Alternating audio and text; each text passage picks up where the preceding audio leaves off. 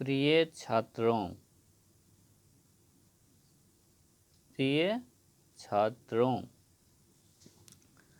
आज हम लोग सर्पिल की रचना सीखेंगे।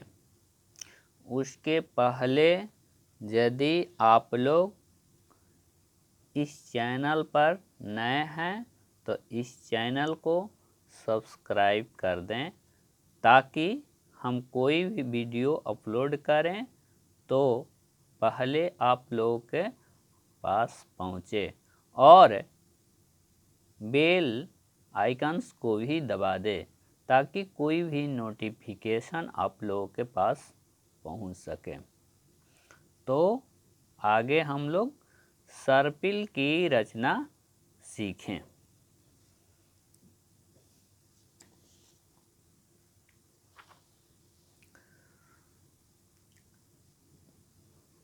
प्रश्नावली 1.2 क्लास 9 मैथ प्रश्नावली 1.2 का चौथा क्वेश्चन है, कक्षा के लिए क्रियाकलाप। वर्गमूल सर्पिल की रचना। कक्षा के लिए क्रियाकलाप। यह क्वेश्चन बहुत ही आसान है और बहुत ही इम्पोर्टेंट भी है, महत्वपूर्ण भी है। यदि हम लोग वैसे तो यह कक्षा में करने के लिए है, लेकिन इस प्रश्न को हमको बनाने आ जाएगा तो कक्षा में भी या परीक्षा में बहुत अच्छी तरह से कर सकेंगे। यदि हम लोगों को यह प्रश्न ध्यान से देखेंगे तो अवश्य ही आ जाएगा। इस प्रश्न को करने के लिए हमें 3 चीज़ों की आवश्यकता होती है: चांद, पेंसिल और स्केल। ठीक, इसको करने से पहले हम लोग निम्नलिखित बातों को ध्यान दें। बात यह कि हम लोग इसको बनाने के लिए सेंटीमीटर का भी प्रयोग कर सकते हैं और इंच का भी प्रयोग कर सकते हैं, लेकिन सेंटीमीटर का ही हम प्रयोग करेंगे, क्योंकि सेंटीमीटर की इकाई छोटी होती है और इकाई छोटी होती है तो सर्पिल बनाने में बाद में सर्पिल बनाते बनाते बड़ा होता चला जाता है, और अंत में हम लोग यदि बड़ा इकाई लेंगे तो अंत में बनाने में कठिनाई भी हो सकती है। अतः हम लोग क्या करेंगे कि छोटी इकाई से शुरू करेंगे। तो आइए अब हम लोग प्रश्न करते हैं। जैसा कि हम कहें कि हम लोग छोटी इकाई लेंगे, यानी सेंटीमीटर में ही लेंगे। ठीक, तो हम लोग प्रश्न करना शुरू करते हैं। एक बिंदु लेंगे, उसका नाम रख देंगे ओ बिंदु, और यहाँ से इसमें से 1 सेंटीमीटर माप लेंगे। 1 सेंटीमीटर आपका यहाँ होगा। इसको हम लोग मिला देंगे।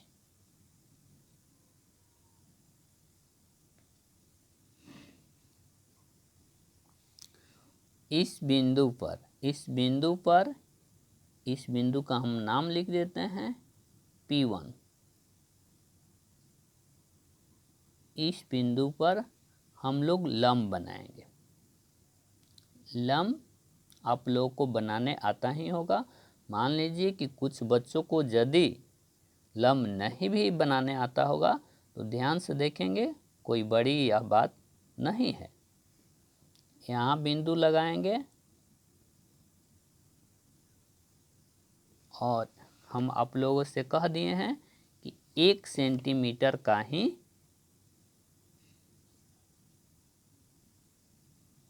इसमें से लंब लेंगे। तो 1 सेंटीमीटर का लंब लेंगे, 1 सेंटीमीटर नापते हैं। 1 सेंटीमीटर कहाँ बड़ा हो,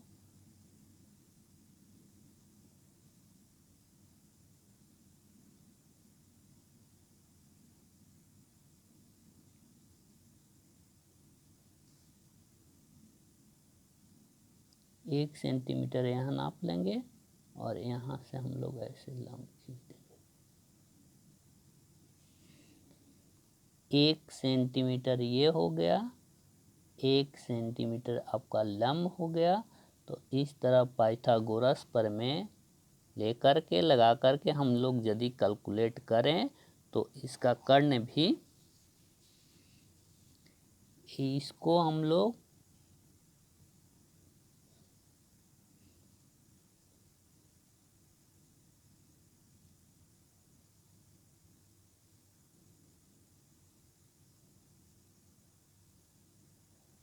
इसको बोलते हैं कर्ण, बीच वाला को। तो इसको कैलकुलेट करेंगे तो √2 आएगा।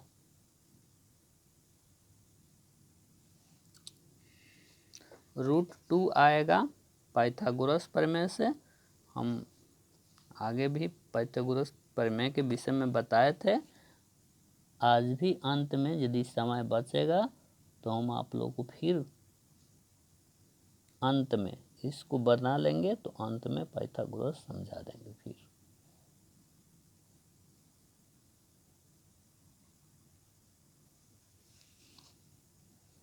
ये हमारा लंब हो जाएगा।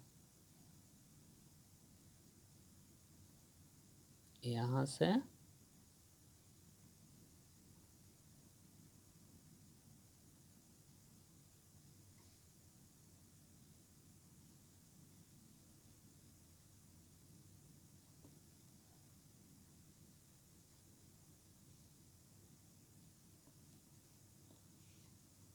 एक सेंटीमीटर ही लेंगे।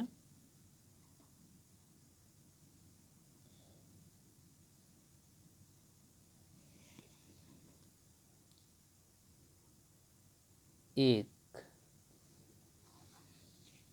पुनः इसको और इसे मिलाएंगे।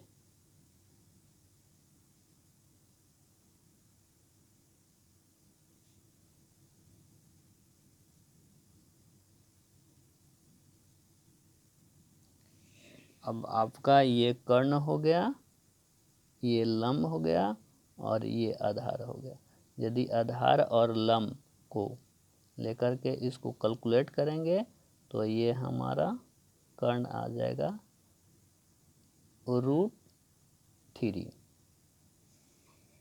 फिर इस बिंदु पर इसे आधार मान करके हम लोग लंब बनाएंगे। याद रहे लंब हमारा 1 सेंटीमीटर का ही होना चाहिए, क्योंकि इकाई हम लोग पहले 1 सेंटीमीटर ले चुके हैं।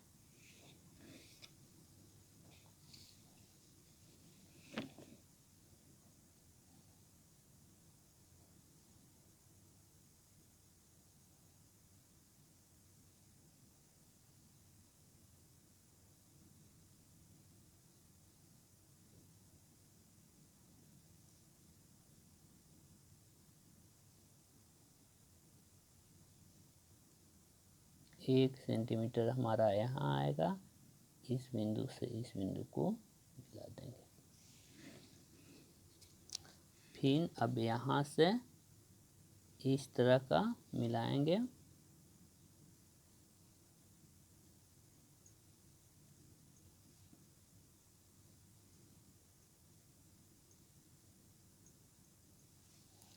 तो अब इसे 1 मानेंगे और यह हमारा आधार हो गया।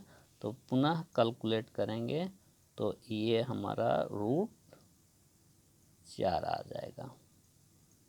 ठीक, फिर हम लोग क्या करेंगे, यहाँ से इसको आधार मान करके √4 को आधार मान करके √4 वाली रेखा को आधार मान करके लंब खींचेंगे।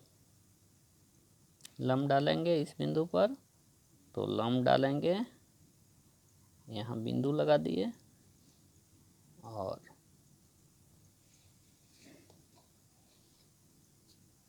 एक सेंटीमीटर का ही लंब डालेंगे। याद रखेंगे कि हमारा लंब 1 सेंटीमीटर ही होना चाहिए।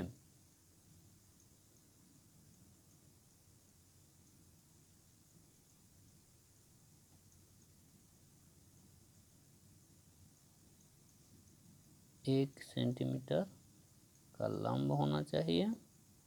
ये हमारा 1 सेंटीमीटर हुआ। ऐसे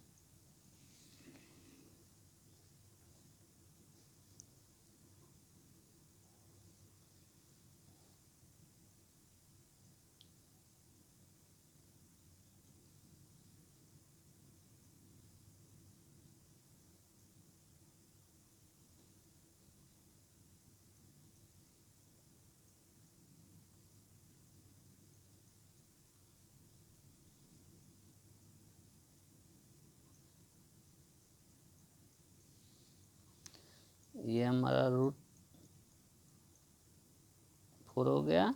अब ऊपर √5 हो गया। यह इसलिए सर्पिल जरूरी है कि हम इसके आधार पर संख्या रेखा पर यदि चाहें तो रूट वाली संख्या को भी निर्धारित कर सकेंगे, निरूपित कर सकेंगे। फिर यहाँ से इसको आधार मानेंगे, आधार मान करके हम लोग क्या करेंगे, फिर इस बिंदु पर लंब डालेंगे।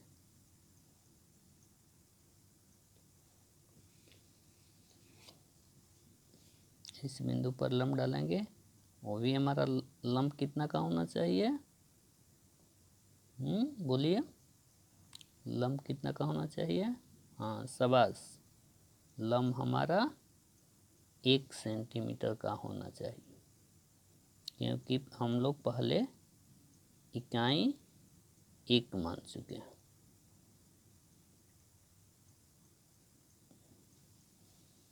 फिर इसको हम लोग यहाँ से मिला देंगे।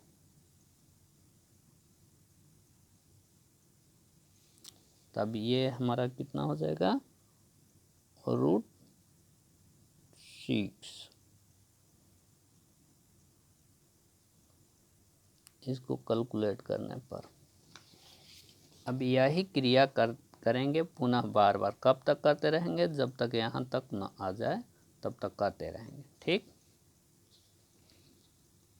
जब पूरा कर लेंगे तो हमें कुछ इस तरह की आकृति दिखाई देगी।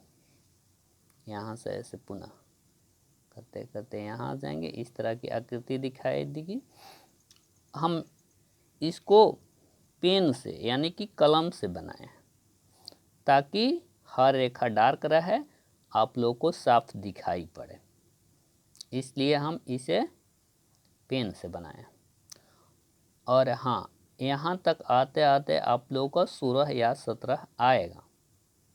ये जो कर्ण है 16, 17, √16, 17 ही आएगा। और √16, 17 यदि किसी बच्चे का 15 भी आता है तो उसका भी सही माना जाएगा, वह ठीक बनाया है। तो वर्गमूल सर्पिल बहुत ही महत्वपूर्ण है, आप इसे अवश्य ही सीख लीजिएगा, जरूरी। क्वेश्चन भी हम लिख दिए हैं। वर्गमूल सर्पिल यानी कि इसका अंग्रेजी में हम लोग कहते हैं स्क्वायर रूट स्पाइरल। बनाने में हमेशा हम लोग एक एकक यानी कि मात्रक का ही प्रयोग करेंगे। इसका निर्माण में, इसको निर्मित करने में हम लोग एक मात्रक का ही उपयोग करेंगे। आधार 1 भी लेंगे, एक शुरू से आधार 1 लेंगे और उसका लंब हमेशा तो 1 ही लेंगे। ठीक है, तो हम फिर मिलेंगे अगले वीडियो में। तब तक के लिए आप लोगों को धन्यवाद।